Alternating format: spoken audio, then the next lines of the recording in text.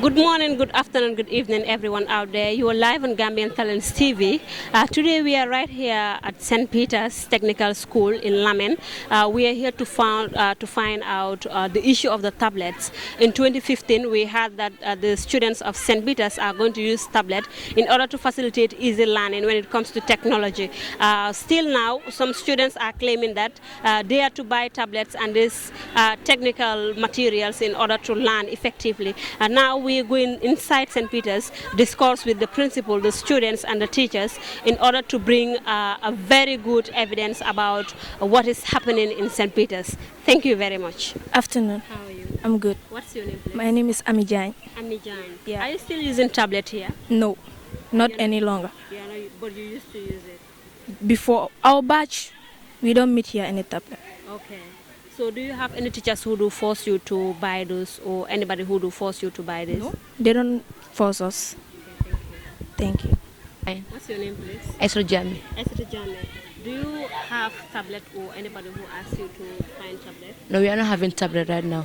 Okay. They stop it already. You stop it already. Now you're using textbooks. Hmm. So do you have any teacher who do pressurize you to have this? We have not yet pressurized us to have tablets. Okay, thank you. Well, Good afternoon. Afternoon. What's your name, please? Hadijatu Jaite. Khadijatu, what can you tell us about the issue of tablets? The tablet, this batch, we are not using tablet because many people use it for other issues that doesn't concern the learning issues. Okay, now you stop it. Yes. Nobody is pressurizing you to have this tablet. No. So thank you very much. My name is Hadijalo. Are you having issues with this tablet issue? No. Last batch, they were using tablet, but this batch, we are not using tablets. Why are you not using it? Oh, obviously, I don't know. Do you ask for it? No. Why are you curious to know whether you're going to use the tablet or not? Yeah, I want to know whether they used to use the tablet because it helps us. In what ways? Some notes putting in the some notes there. Thank you. Thank you. Fine. You okay? Yes. What's your name? Senabo. Sina, what can you tell us about the issue of tablets in St. Peter's? Our time that we came here since in the junior school that last year when Father Bruno was here, they said that we are using tablets. Sergeants of this maths, English, science and essay. But now they no more use it because now students are encouraging using WhatsApps, Facebook for using these issues. So they no more allow it. They say they will not use it. For them now they stop it. And it's destroying our students and destroying the school also. So now they stop. What's your name, please? My name is Bernard J. Gomez. What can you tell us about the issue of tablets in St. Peter's? The issue of tablet in St. Peter's, back by then in my grade 7, that was 2014, when I came to St. Peter's for admission. And I was made aware that St. Peter's, we need to use tablets. It's part of our educational materials. So we were asked to buy tablets. They were costing 700,000, some for 8,500. So that was Father Bruno's time by then. And Father Bruno left. Father David Jimojaju took over. So due to a PTA meeting, Parents Teacher Association meeting was conducted in the school. So they realized that the tablet will not be effective like that because few will buy, some will not buy due to money issues. There are parents who do not have money to buy for their children. So they decided that let the tablets be cancelled and the students will continue with their hard copies, which is the textbooks and other stuffs. So we continued with Father David Jimojaju until Mr. Paul Francis Gomez took over as a principal. Till date, Mr. Paul L.F. Mendy is now our principal. We are no more using tablets in St. Peter's.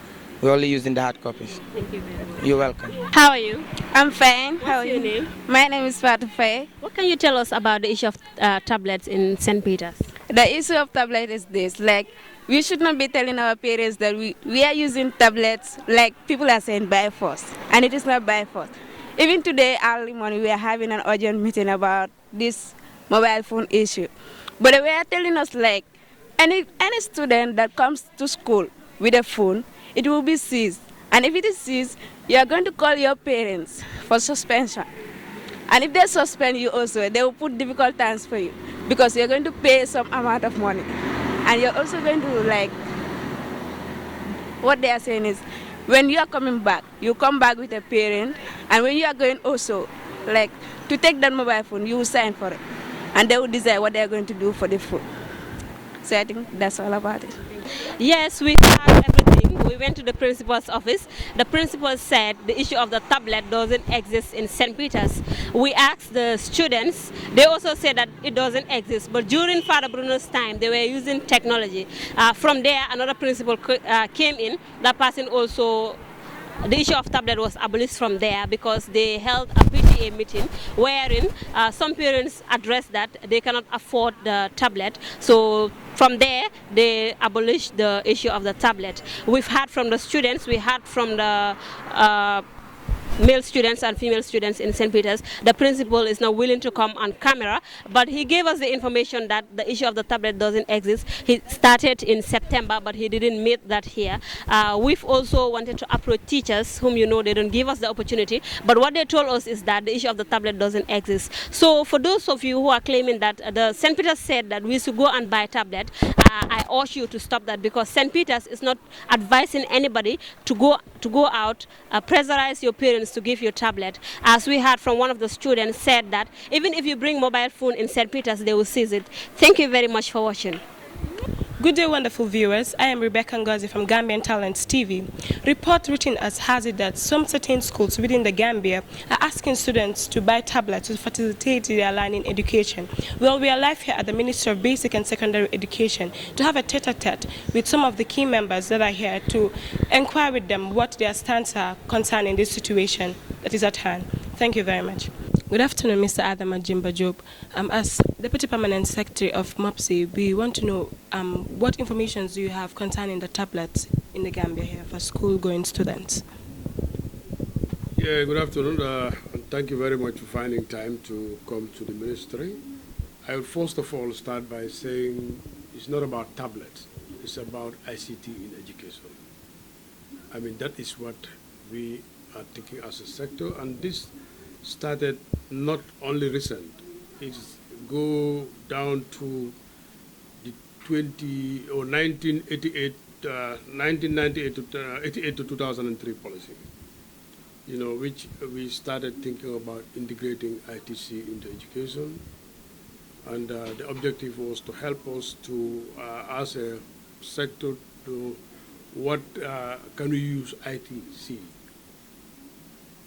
to help enhancing teaching and learning outcomes in terms of methodology of pedagogy, in terms of resources to enable children and teachers at the classroom level be able to interact with ICT in enhancing teaching and learning in the classroom. I mean, that is what we started, and as policies comes and goes, we moved from the 1988 to the 2003, then to the 2004-2015 policy, where we also talk about this. And part of our objective then was to not only stop at the schools, but also putting up some e-learning centers, which could be used as a platform to enhance in-service training for teachers. I mean, these in-learning centers were created all over the country, but unfortunately we have some challenges to do with power supply and connectivity. When you talk about ICT, I mean, these two things are very crucial, power and connectivity. I mean, the power issue is outside MOPSI. We don't have control over it. And in many of our schools, we even end up putting solar as a substitute for energy provision to the national NAWEC or to the national grid as far as power supply is concerned. But notwithstanding, we were also having the problem of connectivity, and then we think of can we develop materials which can be used offline so that teachers can be going to these resource centers to do some research, to work on the ways of helping themselves. I mean, the thinking also was even broader than that. We were thinking of having a hub whereby, somebody can be sitting either here at headquarters or at Carnifin, and, during holidays or weekends, sharing best practices with schools or teachers in all the regions in the country. Because in all these regions, we were trying to put up like a hub, and an ICT equipped center that could be used by teachers on weekend and holidays. Somebody can be sitting from a distance or from a distance giving out lectures, sharing best practices as to what can be done to enhance teaching and learning. Because at the end of the day, remember our objective was to be providing quality education to the Gambian child. But like I said, we have some challenges. The centers were equipped, there were some, infrastructures we put in place. But the issue of, like I said, connectivity, the issue of, power or energy, we have been battling with for many, many, many years now. Notwithstanding, some solar panels were provided with some batteries, but also the issue of management. Also, we have been grappling with that, because these are, like I said, some of the problems are, I wouldn't say they are not insurmountable, but it has to take time because resource is also a constraint. But as we speak, even with the new education policy that was just developed last year or 2 years ago, the 2016-2030, we also still thinking about how do we not only using ICT, but we're even thinking of, making our curriculum become digitalized and, it can be uploaded on tablets, as you said, and be used or be provided to children in every nook and cranny in this country so that they will have access to teaching or learning materials even at their home level. But in also thinking about that, these two problems which I talked about are still there. One, like I said, connectivity, power supply, which we all are a living witness to as Gambians. I mean, we have been going further to think of these tablets, if we should get them, how do we power them? Even if we are using things like offline materials, which will be loaded on these tablets, how do you power them? So we're thinking about solars, so that children can be provided with some charging points in their schools which they can use to charge. We think of, are we going to share the tablets, or are we going to provide each child with a tablet? And that's the thinking as we go. I mean, about a year ago or two, there was a pilot that was carried out. I mean, in about 6 schools, one in every region, and I think grade 4 materials were digitalized and loaded into into tablets which were given to students. I mean, the material was put into different levels. I think they were from level 1 to 12, if my memory can serve me right. And they were given to these children in different parts of the country. But at the end of the pilot, when a team came from the bank to review, I mean, the outcome of the pilot was very, very encouraging, because what we have realized, there's a school in Region 6, I don't know whether it's Kulari or Badari, I think it was Kulari. The performance of children from that community was marvelous, was so great that, the people that were evaluating the pilot couldn't believe it, because their objective was whether children can use these materials. Grade 4 materials were loaded, I mean, on these machines or tablets given to the kids. But by the time they get to Kulari in Region 6, which is in a remote area, their target was whether these children can move up to level 7. But the evaluation revealed that children in Kulari moved up to level 12. It was beyond imagination. But that is telling you that it doesn't matter where the child comes from. It depends on what is provided, to enable them learn in a conducive environment. So as we speak, as a sector, we are thinking of what can we do to enable our children in school all to be provided with these tablets. But as we are speaking, we are still on negotiating with people, philanthropists, donor agencies, because these are heavy capital investment for government. If you want to provide 400,000 to 500,000 tablets with their chargers and whatever they go along with, it's a huge investment for government. And we know that as a developing country, currently we don't have those resources.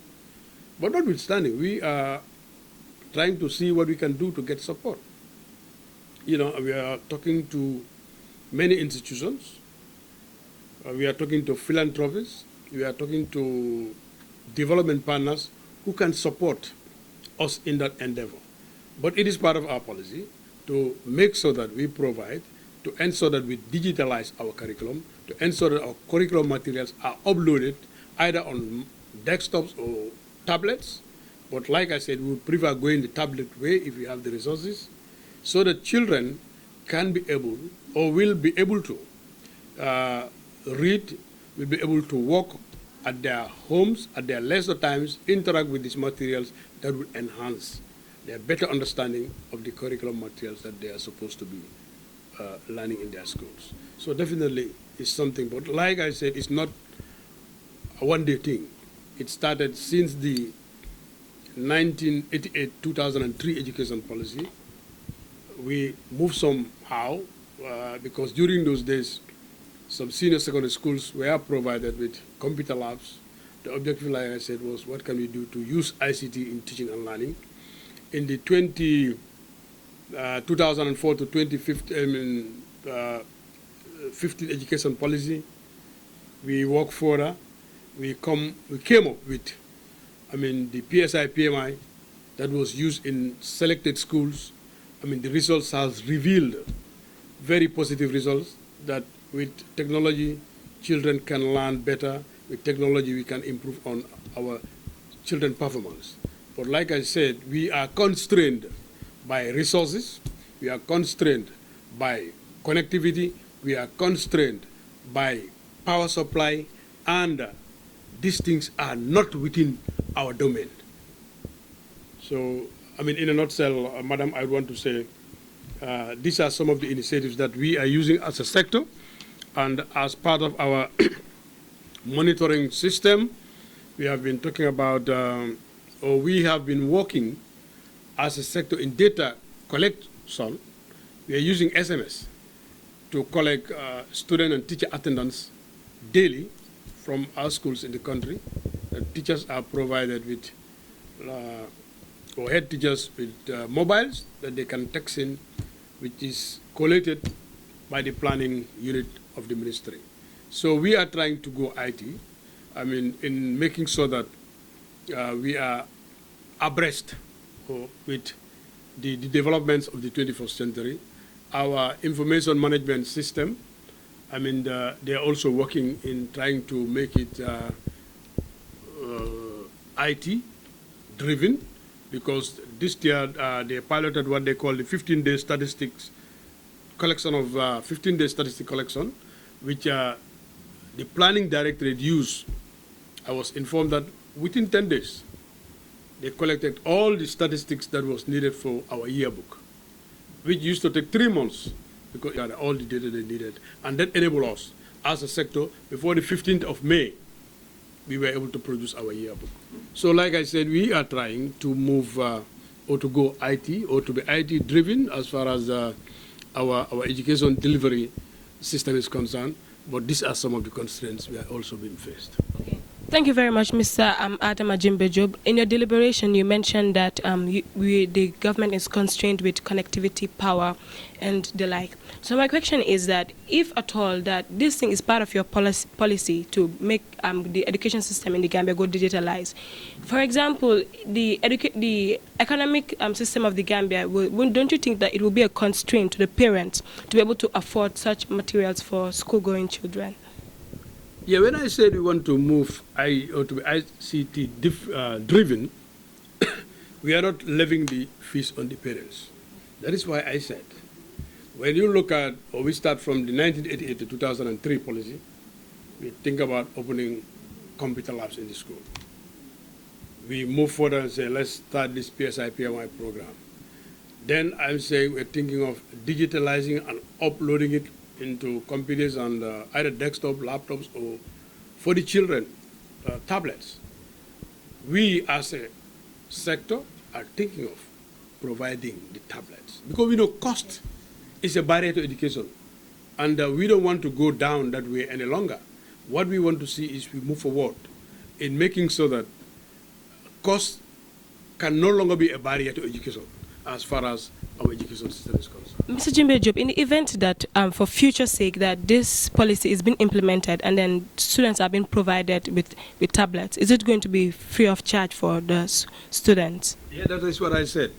And that is why it is still not, we are not able to say tomorrow is going to start because it involves a lot of resources.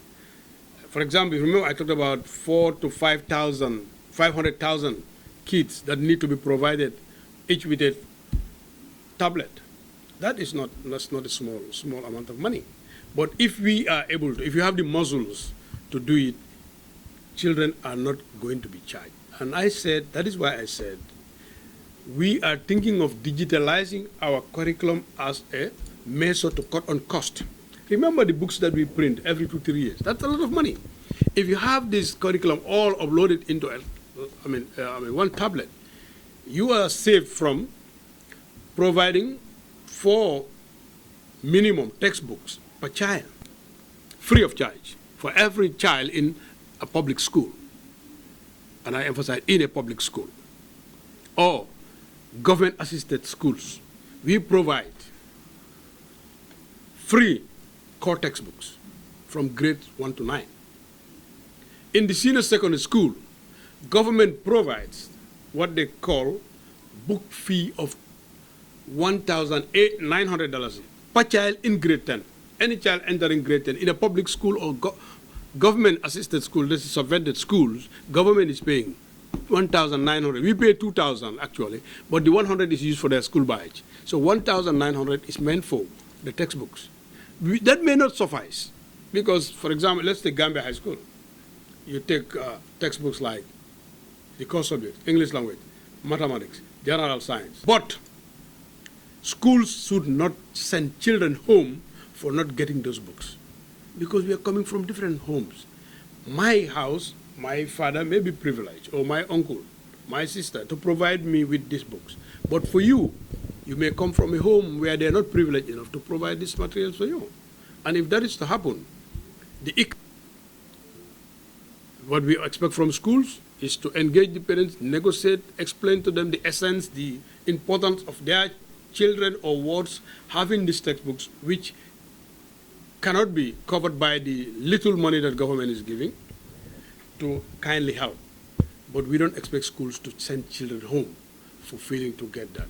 So in a nutshell, government is trying. Thank you very much. Mr. Adam, what will be the ministry's reaction with some of the schools that we want to go digitalize concerning having their school curriculum being placed in a tablet, being put in one tablet? What will be the ministry's reaction towards that?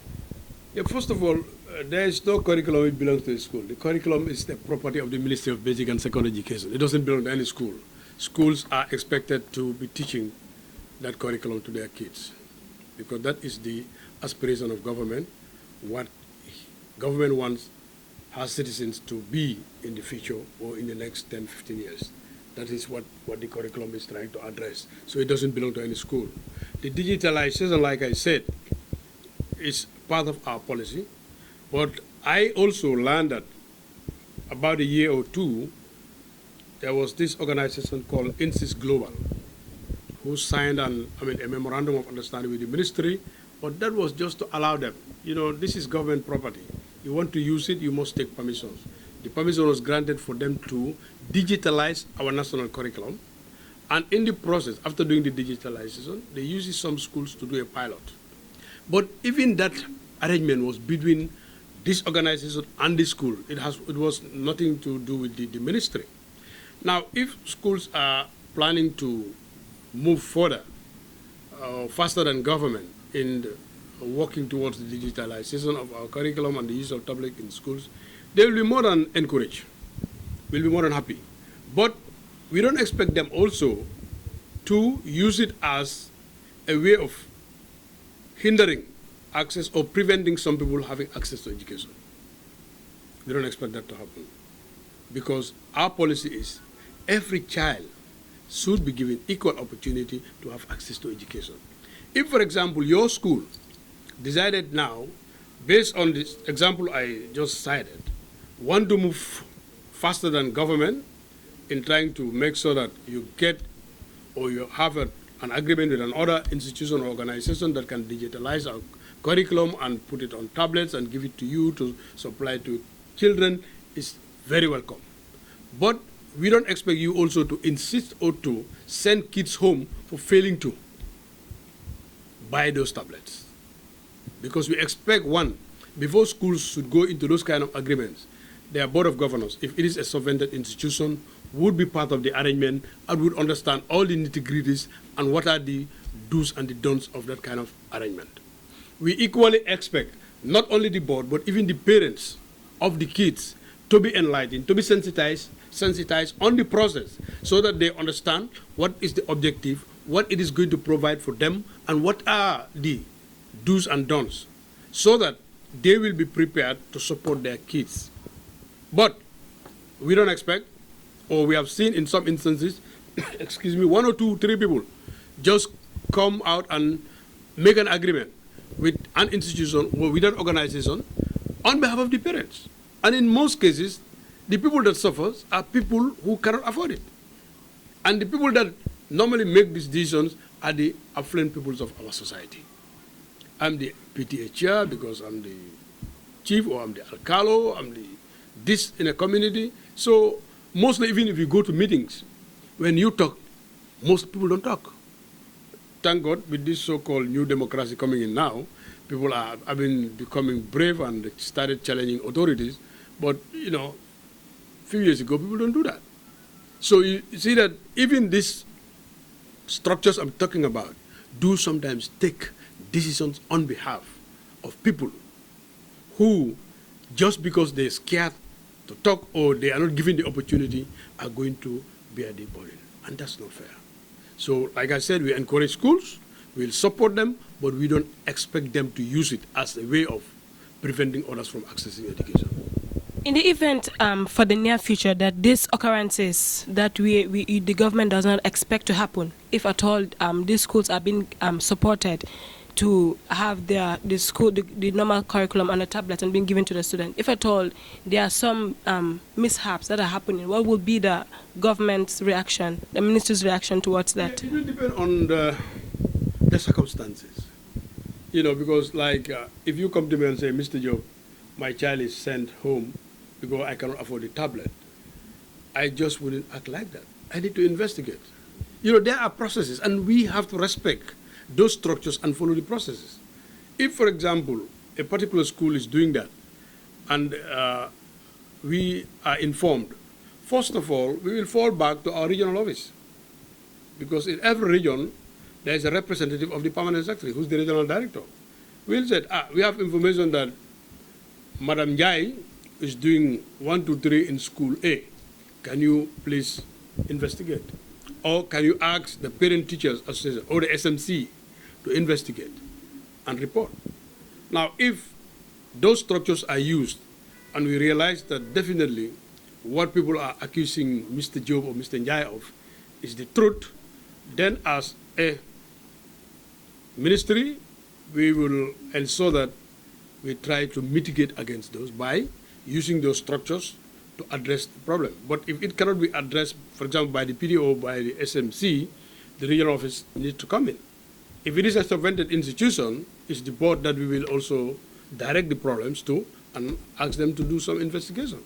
And if they establish the facts, equally they will be asked to address them. Where it cannot be addressed neither by the SMC or the board in a subvented institution, the regional office cannot do it, then it will come to the office of the permanent secretary. And if it comes to the office of the permanent secretary, what we will do, based on the investigation, if we look at it and we definitely agree that it's valid, the information given out is valid, is accurate, is correct, is timely, then the permanent secretary have to take a decision. Because our policy is for every Gambian child to go to school. So we cannot allow you to be a hindrance because you are just the principal or the headmaster of a school. We don't allow that. But like I said, I mean, we have a system and we have structures, and we must respect those structures to channel our communications, our problems through those structures before they finally get to the office of the permanent secretary. If they get to the office of the permanent secretary, definitely he will address them. Thank you very much, Mr. Adama Jimba Job. I think this has been a very insightful interview. We are very grateful from Gambian Talents TV. Thank you very much. It's a pleasure. Like I said, last words. We are public servants. I mean, there is nothing that we are hiding because education is everybody's business. It's not the permanent secretary alone or myself or anybody. This is a national problem. We all need to come together to ensure that we have a good education system for the betterment of this country. Because remember, if we do not produce quality, well-educated citizenry, we are going to have a failed nation. So it is all our responsibility. But also, we want to use the opportunity to assure you, particularly people coming from the media, do exactly as you people are doing. Don't just sit somewhere and get a story and start assassinating people's character, bringing down people, mixing the entire community, giving out false information when you could have easily walked into an office and get the details. We are public servants. If you heard something about MOPSI, before you sit in your radio or start writing, why don't you come to MOPSI to find out whether what you heard is true or not? Because nobody is indispensable, but we are also human beings. We can have our errors. There are certain things that you will hear, I would never hear them. There are certain things that you can know about, I would never because of my position. You interact with people, you go to the grassroots level, so please, if you have doubts about what is happening in this ministry, I am telling you, come forward. We will be more than willing to engage you as we are doing today to talk about those problems, because at the end of the day, I assume all of us, our objective is to have a better Gambia with the best education system. So thank you very much. Thank you very much. Good. Thank you very much, Mr. Jimba.